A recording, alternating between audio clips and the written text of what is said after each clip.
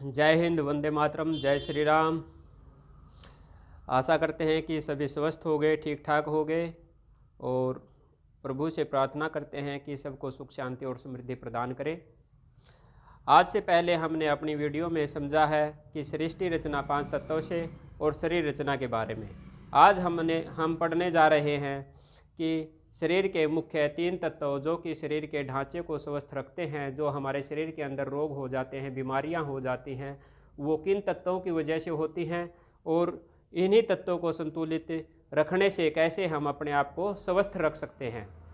तो जैसा कि हमने पहले बताया है कि हर तत्व के 5 गुण होते हैं, जो कि आकाश और वायु के सूक्ष्म हैं और अग्नि के भी सूक्ष्म गुण हैं।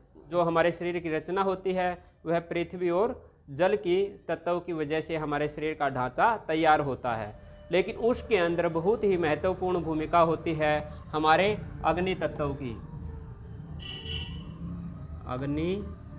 अग्नि तत्व क्या है?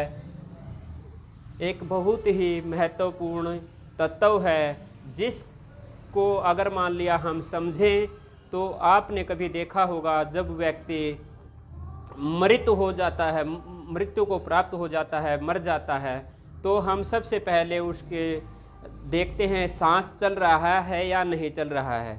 तो सांस बंद हो जाती है। कुछ योगी पुरुष अपने सांस को ऊपर भी चढ़ा देते हैं और उनकी धड़कनें रुक जाती हैं, लेकिन फिर भी वो मृत नहीं होते। मृत कब घोषित किया जाता है? मृत तब घोषित किया जाता है तब उसके शरीर की जो अग्नि है, अग्नि भी शांत हो जाती हैं। तो फिर कहते हैं कि इसका तो शरीर भी ठंडा पड़ गया है। तो हमारे शरीर के अंदर जब तक ताप है, अग्नि है, तब तक जीवित होने का चांस रहता है।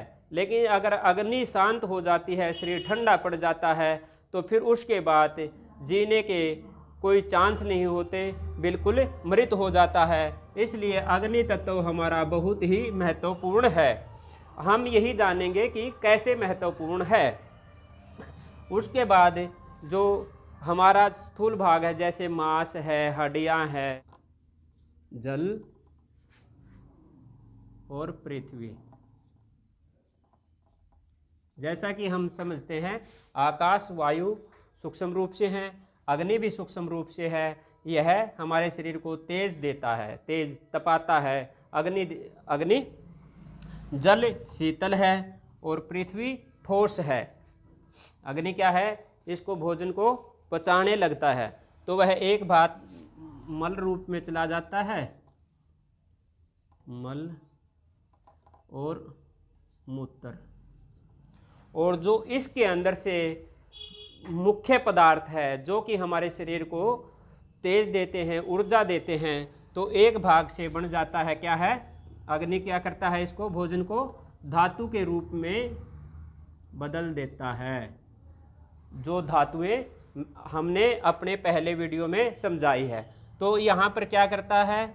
अग्नि भोजन, जो हम भोजन ग्रहण करते हैं, चाहे वह जल ग्रहण करते हैं या फिर हम अन्न ग्रहण करते हैं, जो भी चीज़ें हम ग्रहण करते हैं, तो हमारे पेट शरीर के अंदर जो अग्नि होती है वह अग्नि क्या करती है? भोजन को पचाने का कार्य करती है और भोजन को मुख्य रूप से 3 भागों में बांटती है। एक भाग जो उसका मेन गुण है वह धातु के रूप में बन जाता है, जैसे रस, रस से रक्त, रक्त से मांस, मांस से मेद, मेद से अस्थि, अस्थि से मज्जा। यह 3 रूपों में बढ़ जाता है। एक भाग जो हमारा है मल के रूप में आ जाता है और एक भाग मूत्र के रूप में चला जाता है। जो तरल पदार्थ है वह मूत्र के रूप में चला जाता है और जो कठोर भाग है वह मल के रूप में आ जाता है। तो यही हम मुख्य चीज़ है हमारे पूरे शरीर के अंदर। कुछ भी और इससे ज़्यादा समझने की कुछ भी चीज़ों की ज़रूरत नहीं है। यह चीज़ें ही हमारे शरीर में, अगर मान लिया हमारी अग्नि सही है, अग्नि हमारी सही है, तो वह अग्नि सही से धातु भोजन को सही से पाचन करेगी। जब भोजन सही से पचेगा तो उसके अंदर से धातु बनेगी। धातु अगर सही से बनेगी तो शरीर अपने आप ही स्वस्थ रहेगा। उसके बाद अग्नि सही है तो जो मल वाला भाग है उसको मल रूप में भेज देगी, जिससे कि हमारे को कब्ज एसिडिटी वगैरह की शिकायत नहीं होगी। जो दूसरा क्या करेगा, जो वैसा बचा हुआ पदार्थ है उसको मूत्र रूप में बाहर निकाल देगा। तो यहाँ पर अगर मान लिया समझा जाए तो समझने की बात यही है कि हमारा जो अग्नि तत्व है वही एक महत्वपूर्ण तत्व है। अगर हमारा अग्नि तत्व सही है तो हम कभी बीमार नहीं हो सकते, हमारी ऊर्जा कभी डाउन नहीं हो सकती, हमारे को कोई भी वात पित्त और कफ से संबंधित या किसी से भी संबंधित समस्या पैदा नहीं हो सकती, हम हमेशा उत्साह से रहेंगे। मेन समस्या कहाँ पर आती है कि हमारे अग्नि तत्व के अंदर आती है कि हमारा अग्नि तत्व या तो अधिक बढ़ जाता है या कम हो जाता है, जिसकी वजह से कम होने पर भोजन ठीक से पच नहीं पाता तो दिक्कत आ जाती है। अग्नि तत्व बढ़ जाने की वजह से क्या है, भोजन अधिक मात्रा में पच जाता है। और आपने देखा भी होगा कि जब गर्मी के अंदर अत्यधिक गर्मी होती है तो हमारी ज़मीन है उसके अंदर से दरारें फट जाती हैं और अत्यंत पीड़ा होती है, हवाएं गर्म हो जाती हैं। दूसरा, जब बारिश का मौसम आता है तो उस टाइम पर क्या होता है कि हमारा अग्नि तत्व मंद पड़ जाता है। भोजन जो पृथ्वी भी आप देखोगे कि सबसे ज़्यादा अगर मान लिया कोई बदबू है या कुछ भी इस टाइप की समस्या है वह बारिश के मौसम में ही होती है। हर चीज़ सड़ने लगती है, अपने आप ही खमने लगती है, क्योंकि उस टाइम पर अग्नि, जल और पृथ्वी यह सभी तत्व मिलकर उस चीज़ को खराब कर देते हैं। जैसे कि हमारे शरीर में एसिड बढ़ना, एसिड बढ़ने की समस्या भी ज़्यादातर उन्हीं लोगों को होती है जिसका हाजमा, जिसका डाइजेशन सिस्टम खराब हो जाता है। अग्नि तत्व जो जठराग्नि है, भोजन को पचाने वाली है, वह मंद पड़ जाती है। और जिसका अग्नि तत्व सही है उसको कोई बीमारी नहीं होती। समझाने की बात यही थी और इसी को मैं समझाना चाहता था कि हम यदि अपने इस अग्नि तत्व को ही संतुलित कर लें, इस अग्नि तत्व को संतुलित करने के हमारे आयुर्वेद में बहुत सारे साधन हैं। आयुर्वेद के अंदर औषधियाँ हैं जो कि अग्नि को कम भी करती हैं और ज़्यादा भी करती हैं। योग है, योग प्राणायाम से क्या होता है कि आपने देखा होगा कि जब हम किसी जलते हुए दीपक के ऊपर कुछ कप या गिलास रख देते हैं तो वह दीपक कुछ देर बाद बुझ जाता है। तो ऐसे ही जब हमारे शरीर के अंदर वायु का संचार ठीक से नहीं होता तो भी हमारे शरीर में जो अग्नि तत्व है वह बिगड़ जाता है, जिससे कि वात विकार होते हैं और जो व्याधियां हैं जैसे गठिया रोग हो गए, सिर में दर्द होना हो गया, आंतों का जकड़ना हो गया, शरीर में भारीपन हो गया।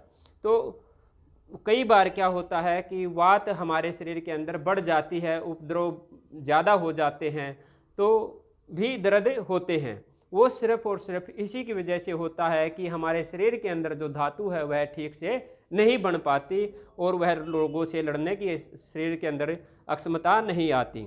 तो मेरा समझाने का अभिप्राय यही है कि हमारे शरीर में जो हमने आयुर्वेद की अष्टांग हृदय चरक संहिता, जो आयुर्वेद के कोर्स किए और जो किताबें हमने पढ़ी, हमारे अनेक शास्त्र, अग्नि पुराण, मार्कंडेय पुराण, शिव पुराण, सभी पुराणों के अंदर या शास्त्रों के अंदर, महाभारत रामायण के अंदर एक अध्याय, पूरे के पूरे अध्याय आते हैं जो कि चिकित्सा के ऊपर होते हैं, चिकित्सा के बारे में समझाया है। वो सब चीज़ें समझने के बाद और जो निचोड़ निकला है वह केवल और केवल यह है जो मैं आपको बता रहा हूँ।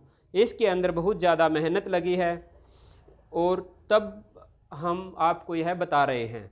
तो इसके लिए यदि आप चाहते हो कि हम इस क्रिया को जारी रखें और जो यह ज्ञान प्राप्त किया है उसको आगे से आगे बढ़ाते रहें, तो आपको भी हमारे को प्रोत्साहित करना होगा, हमारे चैनल को लाइक करना होगा, सब्सक्राइब करना होगा, लोगों तक पहुंचाना होगा। तभी हम भी सोचते हैं कि भाई जल्दी बना लो, नहीं तो आप ऐसा नहीं करते तो फिर मैं भी ऐसे ही कभी मन कर जाता है तो बना देते हैं, नहीं तो नहीं। तो मैंने सोचा कि चलो एक बार यह इतनी महत्वपूर्ण जानकारी आपको दे देता हूँ। आप समझना चाहो, सीखना चाहो तो आप हमारे से संपर्क कर सकते हो। जय हिंद, वंदे मातरम, जय श्री राम।